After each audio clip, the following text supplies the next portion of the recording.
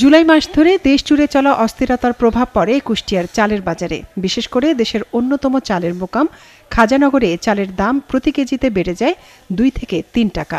তবে আগস্টে এসে নতুন করে আর চালের দাম বাড়েনি। বাজারে বর্তমানে প্রতি কেজি মিনিকেট চাল বিক্রি হচ্ছে 70 টাকায়, কাজললতা 62, আটাশ চাল 56, স্বর্ণা 50 টাকা এবং বাসমতি চাল বিক্রি হচ্ছে 90 টাকায়। খুচরা বিক্রেতারা আশা করছেন খুব শিগগিরই দাম আরও কমে যাবে। বর্তমান 15 দিন ধরে চালের বাজার উঠেও নাই কমও নাই, একই রকম বাজার আছে বর্তমান।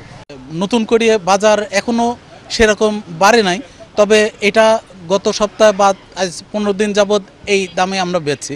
এটা যদি এনশিওর করা যায় যে চাল সবাই মানে ধরে রাখছে না, চাল ছেড়ে দিচ্ছে, এটা বাজারে ঠিক মতো সাপ্লাই হচ্ছে এবং প্রোডাকশনও প্রচুর হচ্ছে, তাহলে কিন্তু এই স্থিতিশীল বাজারটা হয়তো একটু নিম্নমুখী হতে পারে। কোনো অসাধু ব্যবসায়ী যেন সিন্ডিকেট করে বাজার অস্থিতিশীল করতে না পারে, সেদিকে নজরদারির দাবি জানিয়েছেন ভোক্তা ও খুচরা বিক্রেতারা।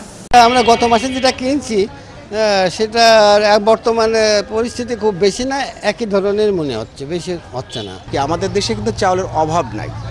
আমরা বিশ্বের তৃতীয় চতুর্থতম ধান উৎপাদনকারী আমরা একটা দেশ, তো সেখানে কেন আমাদের চাউলের দাম বাড়বে? আমরা চাই যেন চাউলের দামটা আর তরি তরকারি যেন একটু সস্তায় পাওয়া যায়। এদিকে চাল কল মালিকরা বলছেন বাজারে নতুন ধান উঠতে শুরু করেছে, তাই নতুন করে আর চালের দাম বাড়ার সম্ভাবনা নেই। চাষি ভাইরা ইতিমধ্যে বাজারে ধান ছাড়তে শুরু করেছে, ফলে ধানের দাম কিছুটা কমেছে।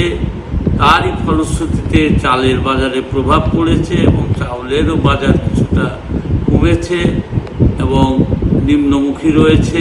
স্থানীয়রা বলছেন কিছু সিন্ডিকেট ব্যবসায়ী চালের বাজার নিয়ন্ত্রণ করে থাকে, তাই নিয়মিত তদারকি থাকলে বাজার স্থিতিশীল থাকবে। মনিরা কাজুরি, একাত্তর।